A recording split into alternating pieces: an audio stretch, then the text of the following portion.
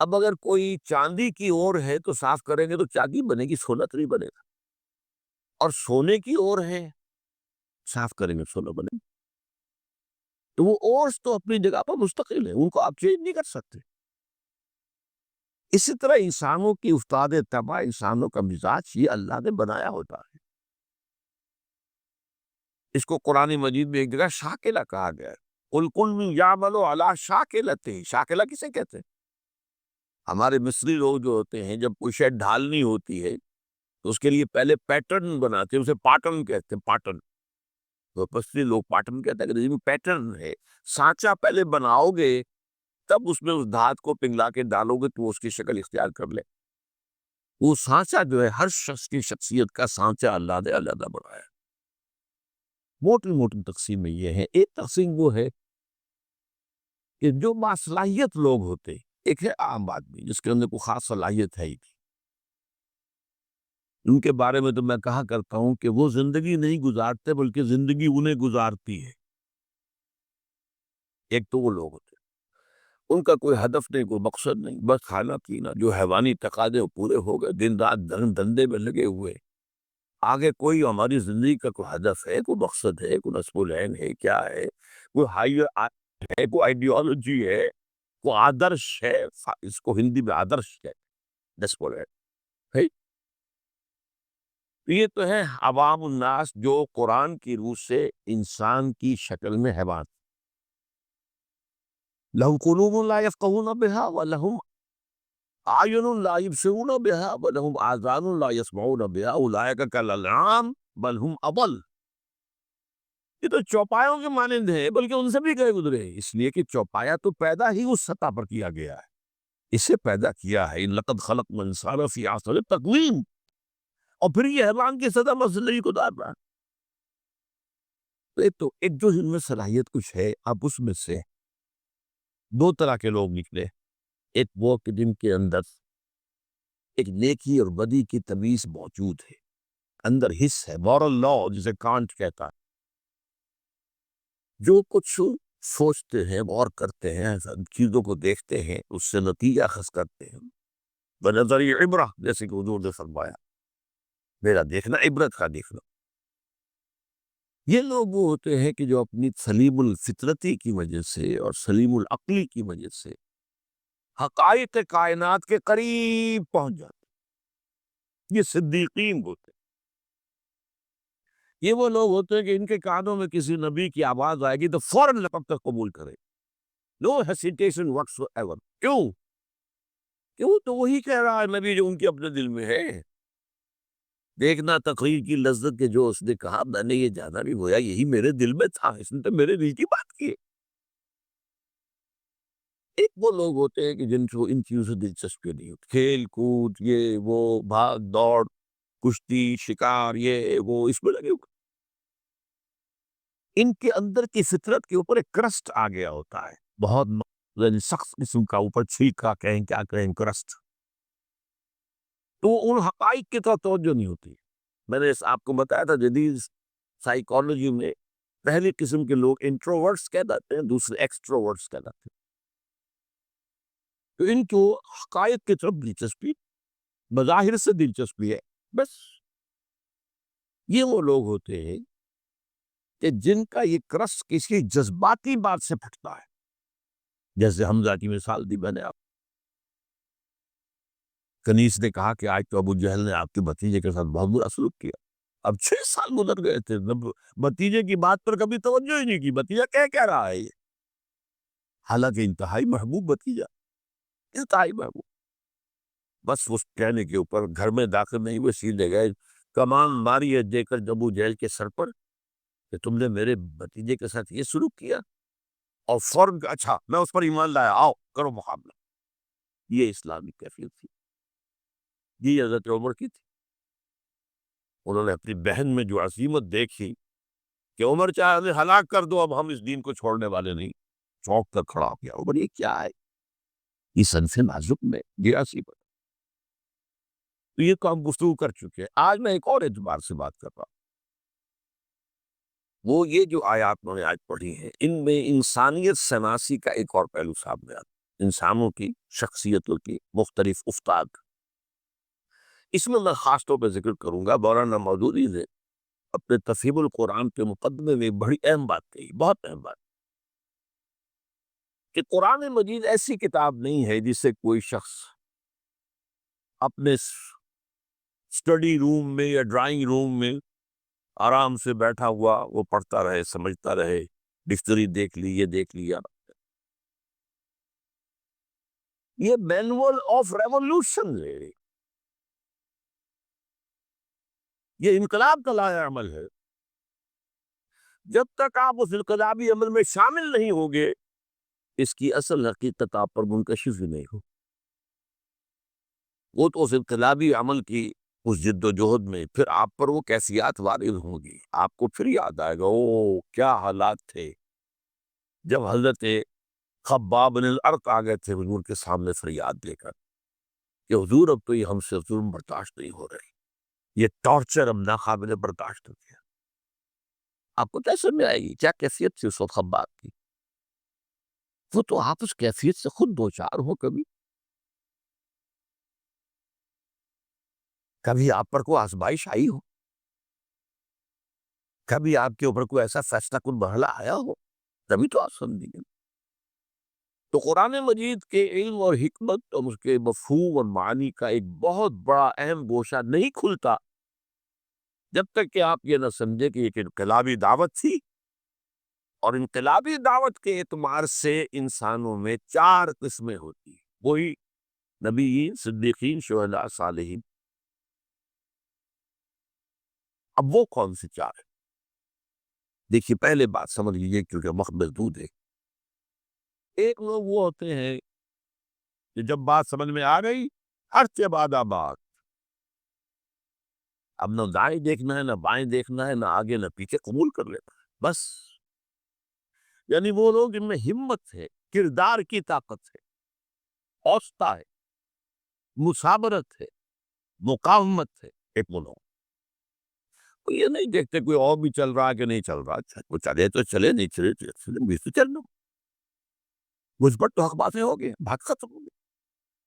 اب کوئی مفاد، کوئی چودراہٹ، کوئی حیثیت، اس کو نہ اندیشہ پہنچ جائے، اس کو نہ خطرہ ہو جائے. جیسے وہ نجران کے عیسائیوں پر وفد آیا تھا تو 2 بھائی تھے ٹاپ کے، ان کے بڑے اسقف، تو وہ جب حضور نے مباہلے کا چیلنج دیا تو پھر بھاگ گئے، رات چلے گئے، ورنہ 70 افراد کا نجران کا وفد آیا تھا.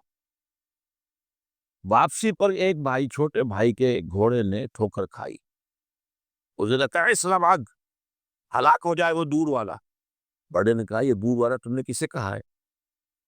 ہم محمد کو. معاذ اللہ مت کہنا، یہ وہ تو نبی ہے. انہوں نے کہا پھر نبی ہے تو مانا کیوں نہیں تم نے؟ لگے دیکھو ہمیں تیسرے روم نے بڑی سہولتیں دے رکھی، بڑی مراعات دے رکھی، ہماری بڑی حیثیت، اگر ہم اس کو مان لیں گے تو گئے. اب تو اب یہ انداز اور ایک میں جو بتا رہا ہوں وہ کیا ہے کہ بات دل میں اتر گئی، بحث حق نے، دل نے گواہی دے دی کہ حق ہے. اب کوئی دائیں بائیں دیکھنا نہیں، کوئی اور ہے کہ نہیں ہے، کوئی چل رہا ہے نہیں چل رہا ہے، کیا امکانات ہیں، کیا کوئی حساب کتاب کر کے کیا امکانات ہے، کامیابی کے کتنے فیصد امکان، کچھ نہیں. حق ہے، اور حق کا یہ حق ہے کہ اسے قبول کیے. اور پھر ہر سے بعد آباد، یہ ہر سے بعد آباد جو کہتے ہیں کیا ہے، یہ اصل شعر ہے. ہر سے بعد آباد ماں کشتی درآب انداختے، ہم نے تو کشتی ڈال دی ہے، اب یہ کشتی ڈوبے گی تو ہم بھی ڈوبیں گے، یہ تیرے گی تو ہم تیریں گے. Total identification with a cause, کسی مقصد کے لیے، کسی نصب العین کے لیے ٹوٹل آئیڈینٹیفیکیشن، یہ ایک طرح کے لوگ. پھر دوسرے نمبر پر آتے ہیں جو حق سمجھ میں تو آ گیا، ویسے بھی ہمت میں بھی کچھ کبھی زیادہ نہیں، لیکن وہ دیکھتے طرح کچھ اور بھی لوگ چلے کچھ، ابھی تو یہ راستہ ہی پتہ نہیں کیسا آگے آنے والا ہے. اچھا 2 4 آدمی آگے چلتے نظر آئے تو حوصلہ ہو جاتا کہ چل رہے ہیں اور بھی چل. جیسے آپ کہتے ہیں انچارٹرڈ سیز، ایسے بھی سمندر ہوتے ہیں جن کے بارے میں پتہ نہیں ہوتا انہیں چٹانیں ہیں کیا ہے، وہ تو جو بنے ہوئے ہوتے ہیں ان کے نقشے اسی کے مطابق جہاز جلد چلتے ہیں، ادھر ادھر تر جائیں گے، کیا پتا زیر زمین جو ہے چٹانیں۔ تو بھاگے کیا ہے، کیا ہوگا، کیسے ہوگا، کچھ پتہ نہیں ہے۔ تو یہ لوگ ذرا جھجکتے ہیں، کھڑے رہتے ہیں، سوچتے ہیں۔ لیکن جب یہ السابقون الاولون جب پیش قدمی کر کے آگے بڑھ جاتے ہیں، اب ان کی بھی ہمت جو ہے آتی، بھائی ٹھیک ہے انہوں نے چھلانگ لگا دی، آپ کی لگا دی، لیکن ہوتے خلوص کے ساتھ ان میں تھوڑی سی تاخیر تو ہو جاتی ہے، تھوڑا سا دائیں بائیں کی سوچ تو ہے، کچھ اور بھی ہوں، میرے دائیں بھی کوئی چلنے والا ہو، بائیں بھی چلنے والا ہو۔ جیسے جنگ میں آپ کو معلوم ہے ہمیشہ دیکھا جاتا ہے میرے دائیں بائیں کون ہے، یہ دائیں بائیں بھی مضبوط ہے کہ نہیں ہے، کمزور آدمی رکھا ہو۔ اس حوالے سے یہ ہیں وہ لوگ کہ جو پیروی کرتے ہیں ان اگلوں کی، ایک ہے حق کی پیروی، آگے کوئی نہیں نظر آ رہا لیکن حق حق ہے، قبول کیا بس۔ تو ان کو کہا والسابقون الاولون من المہاجرین والانصار، پہلے پہل سبقت کرنے والے مہاجرین اور انصار میں سے۔ اب اس میں دیکھیے زمانے اعتبار سے تو 10 سال کا فرق ہے۔ انصار میں پہلا مسلمان بھی جو ہے وہ مکے کے پہلے مسلمان کے 10 سال بعد ہی مان لائے، دعوت نہیں پہنچی تھی۔ وہ تو جو عام الحزن ہے 10واں سال حضور کا، جب بعثت کے بعد، اس کے بعد جو ہے وہ 7 آدمی خزرج کے ایمان لائے ہیں، پھر وہاں پر، لیکن پھر وہاں پر یہ دعوت جو ہے جنگ کی آگ کی طرح پھیل گئی۔ نتیجہ یہ ہے کہ یثرب کہلاتا تھا، اب وہ مدینہ النبی بن گیا، مدینہ بن گئی۔ ایک وہ لوگ ہوتے ہیں والسابقون الاولون، انصار میں سے بھی ہے وہ لوگ تھے جن کے سامنے جیسے ہی دعوت آئی فوراً قبول کر لیا، وہ سابقون الاولون میں سے ہیں۔ چاہے ابو بکر صلی اللہ 10 سال جونیئر ہو گئے، لیکن یہ کہ بہرحال ان کے سامنے جب بھی دعوت آئی ہے اس کے اعتبار سے ان کا وہ جو رد عمل تھا وہ کیا تھا، فوراً حاضر۔ والسابقون الاولون من المہاجرین والانصار، یہ سابقون الاولون مہاجرین میں بھی ہے، انصار میں۔ والذین اتبعوہم بإحسان، اور وہ لوگ جنہوں نے ان کی پیروی کی لیکن خوبصورتی کے ساتھ کی، انہوں نے پورے دل کے ساتھ پھر ان کی وہ کرتے ہوئے پیروی کرتے ہیں۔ آگے چلنے والوں پہ جو ہے ان کے تو رتبے جو ہے پھر بہت بڑے آگے ہیں، بہت ان کے رتبے ہیں سوا، لیکن یہ کہ بہرحال یہ بھی خلوص کے ساتھ چلنے والے، صحیح چلنے والے، پوری شخصیت کو لے کر چلنے والے۔ فرمایا رضی اللہ عنہ، یہ 2 کیٹیگریز تو وہ ہیں جن کو اب یہ سند اللہ دے رہا، اللہ ان سے راضی ہو گیا، ورضوا عنہ، اور وہ اللہ سے راضی ہو گئے۔ اللہ سے راضی ہو جانا اس دنیا میں بھی، راضی برضائے رب، جو بھی آ رہا ہے اس پر راضی رہنا، اور ایک آخر میں اللہ راضی کر دے گا۔ رضی اللہ عنہم وارضاہم اجمعین، اللہ تعالیٰ ان سے راضی ہو جائے اور انہیں راضی کر دے قیامت کے دن۔ رضی اللہ عنہ ورضوا عنہ وعد لهم جنات تجری من تحتها الانہار خالدین فیہا ابدا، اور ان کے لیے اس نے ایسے باغات تیار کیے ہیں جن کے نیچے نہریں بہتی ہوں گی، جن میں وہ ہمیشہ ہمیش رہیں گے۔ ذالک الفوز العظیم، یہ بہت بڑی کامیابی۔ اب اگر اس وقت آپ کے دل سے دعا نہ نکلے تو یہ بڑی بدنصیبی ہوگی۔ اللہم ربنا اجعلنا منہم، اے اللہ ہمیں بھی اس مقدس گروہ میں شامل ہونے کی توفیق، کہ جیسے ہی حق واضح ہو جائے فوراً قبول کریں، پھر کو پسو پیش نہ ہو، پھر جسے آپ کہتے ہیں ڈریگنگ آف دی فیٹ، یہ نہ ہو۔ اب تیسری بات آئی ہے وَمِمَّنْ حَوْلَكُمْ مِنَ الْأَعْرَابِ مُنَافِقُونَ، کرے مسلمانوں تمہارے ارد گرد جو لوگ ہیں اعراب ان میں منافق ہیں، من اہل المدینہ، اور مدینے والوں میں بھی ہیں۔ نفاق کا مرض جو ہے اعراب میں زیادہ تھا، اس لیے کہ ان کو حضور کی تربیت اور تزکیے سے اتنا فائدہ اور تعلیم سے تو نہیں پہنچتا تھا، وہ تو کبھی آ گئے دیکھ لیا حضور۔ مدینے والے تو مسلسل حضور کی تعلیم، تربیت، تزکیہ اس سے مستفید ہوتے تھے۔ لہذا الاعراب اشد نفاقا، یہ قرآن اسی صورت میں ہے۔ نفاق کا مرض شدید ترین جو تھا وہ اعراب میں، یہاں بھی فرمایا وَمِمَّنْ حَوْلَكُمْ مِنَ الْأَعْرَابِ مُنَافِقُونَ وَمِنْ أَهْلِ الْمَدِينَةِ، اہل مدینہ میں بھی موجود مردوا علی النفاق، یہ نفاق پر اڑ گئے ہیں۔ یہاں ذرا سی بات سمجھ لیجیے، پہلے تو وہ بنیادی فرق شخصیت کا کیا ہے۔ عام لوگ یہ سمجھتے نہیں شاید منافق ہوئی ہوتا ہے یا دھوکہ دینے کے لیے مان لایا، نہیں، وہ منافق نہیں ہوتا۔ اصل میں ایک ہے ضعف ایمان، اس پر بات ہم بعد میں کریں گے، چوتھی کیٹیگری بعد میں آ رہی ہے۔ ضعف ایمان کا بھی نتیجہ نکلتا ہے بد عملی یا بے عملی یا کم عملی، اچھے کام بھی کیے برے بھی کیے۔ ایک یہ ہوتا ہے کہ ایک شخص نے حق کو قبول کیا اور کھلے دل سے کیا، فیس ویلیو پر قبول کیا کہ ہاں یہ صحیح ہے،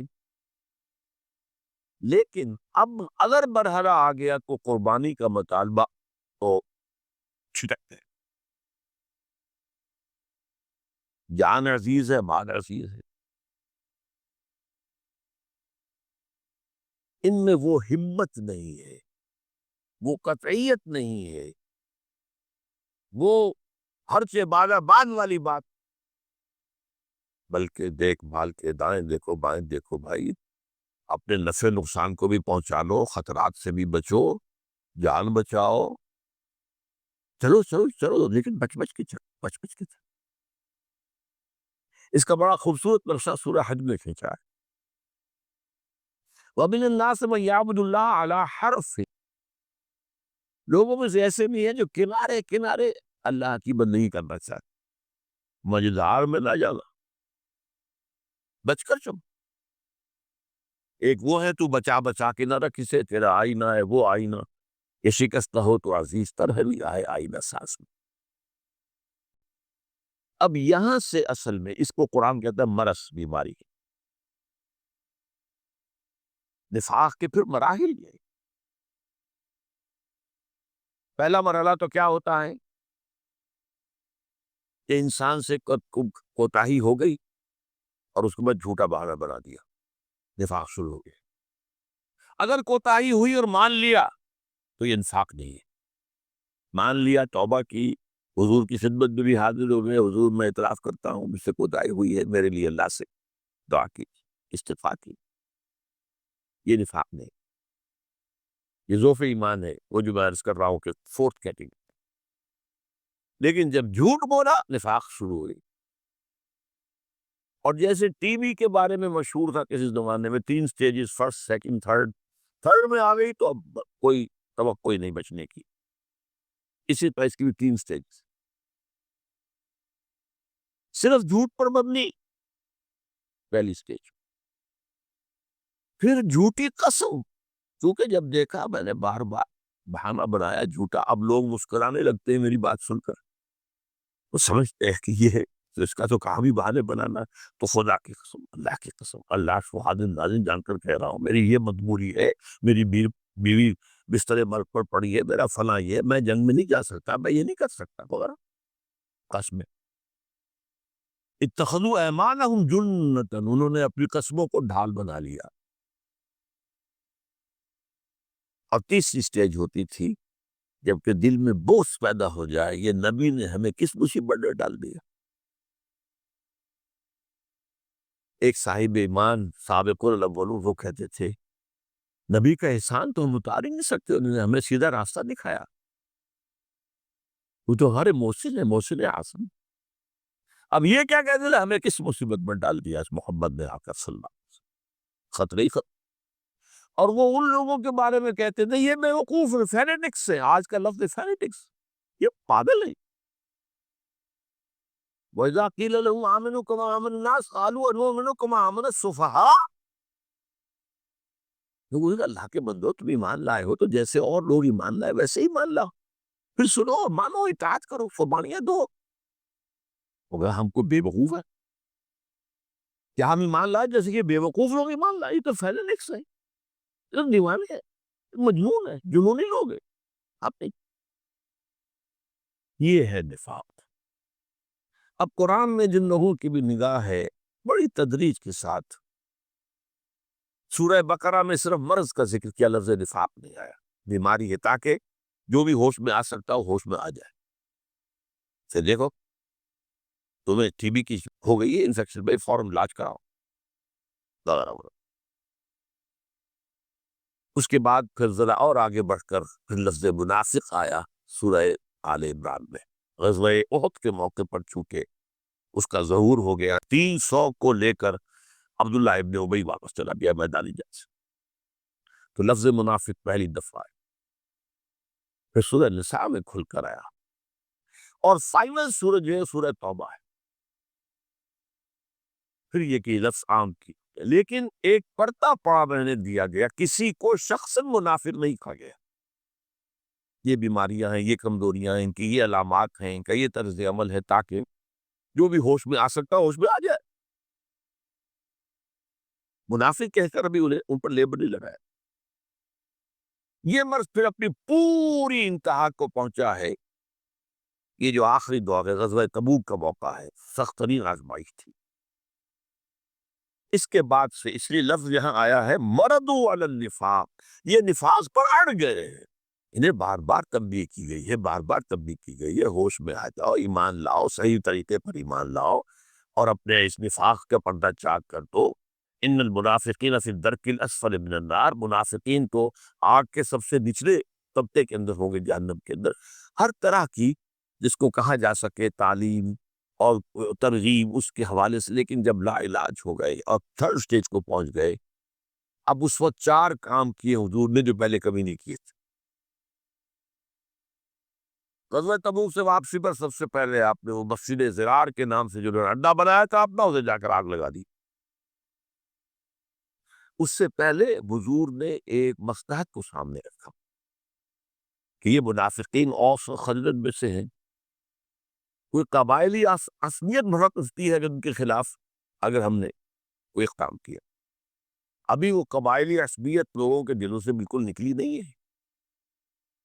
جو سردار تھا منافقین کا ابی، عبداللہ ابن ابی، وہ خزرج کا سردار تھا، اور اسے بادشاہ بنانے کا فیصلہ ہو گیا تھا، تاج تیار ہو چکا تھا سونے کا، آج کوشش باقی تھی کہ حضور تشریف لے، بے تاج بادشاہ آ گیا، تو اس کا سارے خواب درہم برہم ہو گئے۔ تو بدترین منافق وہی تھا، اسے بھی کبھی منافق نہیں کہا، اس کے بھی جنازے کی نماز پڑھا دی تھی، بلکہ اس کے لیے اپنا کرتا بھی دے دیا، اس لیے کہ اس کا بیٹا جو تھا عبداللہ ابن ابی، وہ بہت نیک صالح نوجوان تھا۔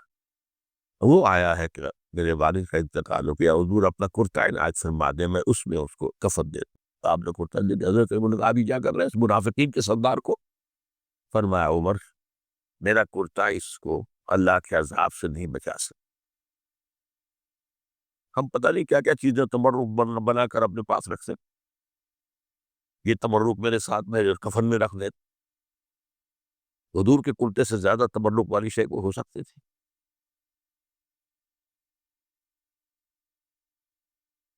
کہ فرمایا میرا کرتا اسے عذاب سے نہیں بچا سکتا۔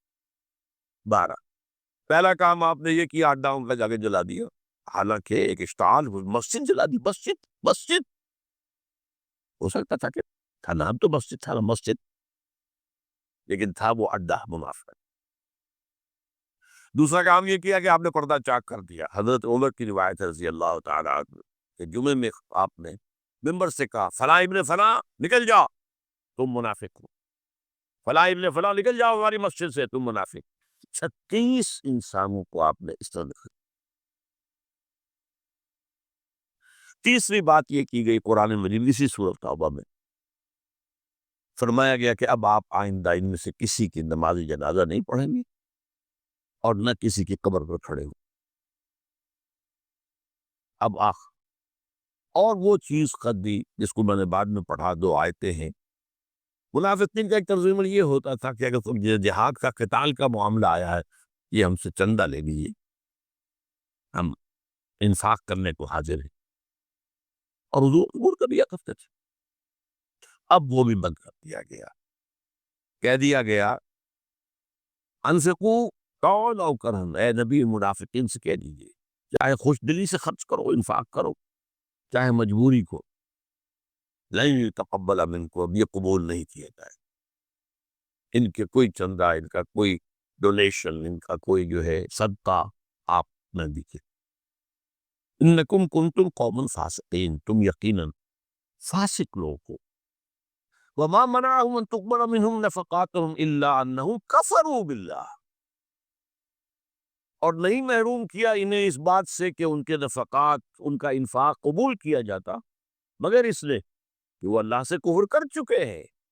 یہ نفاق جب اس سٹیج کو پہنچ گیا تو کفر ہو چکا ہے، اگرچہ کفر ابھی چھپا ہوا کفر ہے، ظاہر نہیں ہے، وہ کفر نہیں جس کو مرتد کہہ دیا جائے، وہ نہیں ہے۔ اس کی مثال میں دیا کرتا ہوں کہ کہیں شہتیر لکڑی کے جو ہوتے تھے، اب تو خیرار شیشے کا زمانہ ہے، وہ جو دیمک لگتی ہے وہ اندر ہی اندر چاٹتی رہتی ہے، اندر ہی اندر، لیکن اوپر ایک تختہ رہنے دیتی ہے۔ اتنا ہوش اس انسیکٹ کو بھی اللہ نے دے رکھا ہے، اگر ظاہر ہو گیا تو نہیں، ہمارا فارم جو ہے یہاں پاچا کر دے گی، اندر کھوکھلا کھوکھلا، اچانک بیٹھے گا، جب شیطان جب گرے گا بھر تو اس کو تو دیمک کھا گئی تھی۔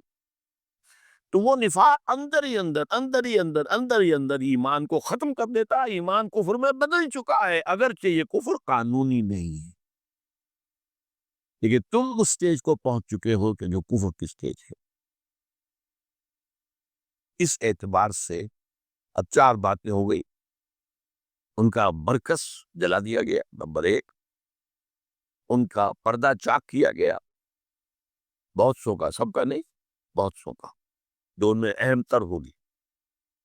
حضور کو روک دیا گیا، آئندہ آپ ان میں سے کسی کی جنازے کی نماز نہیں پڑھائی، اور نہ ہی ان کی قبر پر کھڑے ہو، اور ان کا کوئی صدقہ، کوئی انفاق قبول ہے۔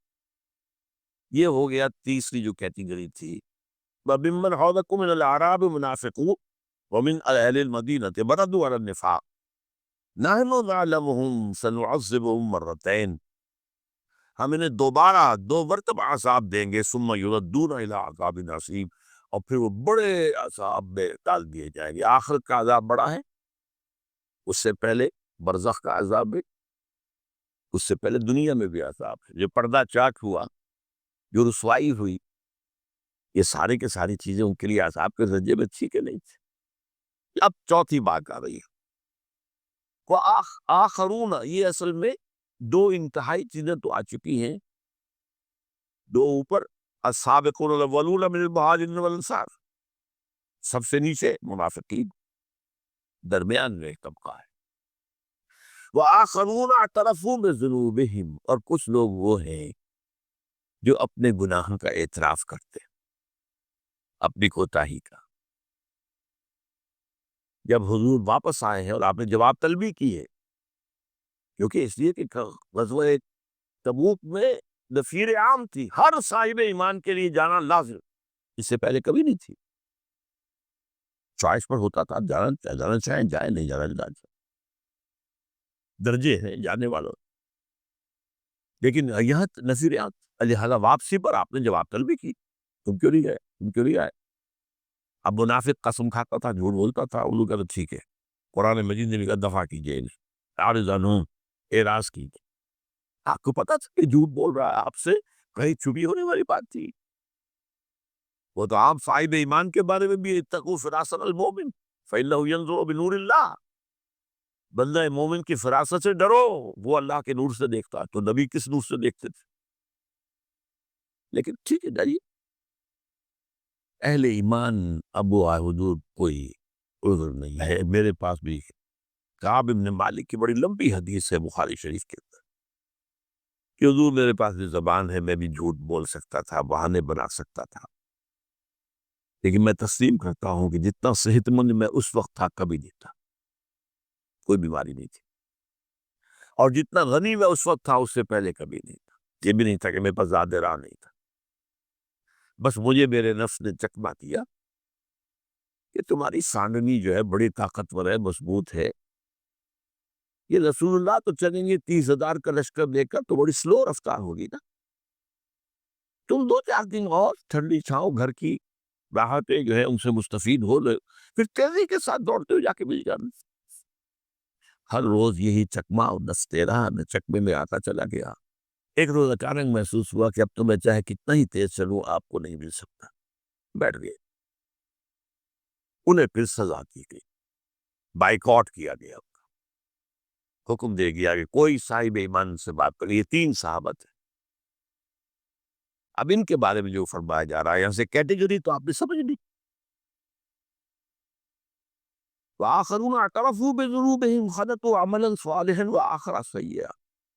انہوں نے گڑبڑ کر لیے ہیں اپنے اندر، اچھے کام بھی برے کام۔ ظاہر بات ہے کہ اگر ایمان زیادہ مضبوط نہیں ہے تو کیا ہوگا؟ گناہوں کا صدور، لیکن معافی مانگے گا آدمی، استغفار کر لے گا، توبہ کر لے گا، اللہ معاف فرمانے والا ہے، لیکن رہے گا تو ایسے ہی نا، ڈاما ڈول، کبھی ادھر کبھی ادھر۔ تو خلطوا عملا صالحا وآخر سیئا، انہوں نے خلط ملط کر دیے ہیں، نیک اعمال بھی اور برے اعمال۔ عسى اللہ یتوب علیہ، امید ہے کہ اللہ ان پر عنایت فرمائے گا، ان کی توبہ قبول کر لے گا، ان کے استغفار کو شرف قبولیت عطا کر دے گا۔ ان اللہ غفور رحیم، یقین اللہ غفور رحیم ہے۔ خذ من اموالہم صدقۃ، اے نبی ان کے اموال میں سے صدقہ قبول کر لیجئے۔ منافقین کا کوئی صدقہ قبول نہیں ہے، لیکن ان میں سے خذ من اموالہم صدقۃ تطہرہم بہ وتزکیہم، تطہرہم وتزکیہم بہا، یہ صدقہ جو یہ اللہ کے راہ میں دیں گے، انفاق کریں گے اور آپ اس کو قبول کر لیں گے تو ان سے تطہیر ہوگی، ان کا اندر پاک ہوگا، گناہوں کے جو اثرات ان کے باطن میں ہیں کہ شخصیت کے اندر، وہ اس میں سے دھل جائیں گے، اور تزکی، زکاة، یہ ان کے لیے تزکیے کا ذریعہ بن جائے گا، اندر کی پاکی کا۔ وصلی علیہم، اور ان کے لیے آپ دعا بھی کی۔ منافقین محروم ہو گئے۔ استغفر لہم او لا تستغفر لہم ان تستغفر لہم 70 مرۃ فلن یغفر اللہ لہم، اسی سورۃ توبہ کی آیت ہے۔ اس منافقت کے موضوع پر یہ چوکی کی صورت ہے، ٹاپ کی کلائمیکس۔ اے نبی آپ چاہیں ان کے لیے استغفار کریں چاہے نہ کریں، آپ 70 مرتبہ بھی استغفار کریں گے تب بھی اللہ معاف نہیں کرے گا۔ یہ دوسری بات ہے کہ حضور کی شخصیت کا پہلو، آپ نے فرمایا اگر مجھے معلوم ہوتا کہ 70 بار سے زیادہ استغفار کرنے پر اللہ انہیں معاف کر دے گا تو میں 70 بار سے زیادہ کرتا، لیکن انداز میں یہ کہ کرنا ہے ہی نہیں، 70 کیا 70 مرتبہ، 70,000 مرتبہ بھی کر لگے تو معاف نہیں کرے، لہذا میں نہیں کر سکتا اس۔ تو فرمایا خذ من اموالہم صدقۃ تطہرہم وتزکیہم بہا، اس صدقے کے ذریعے سے تطہیر ہوتی ہے اور تزکیہ ہوتا ہے۔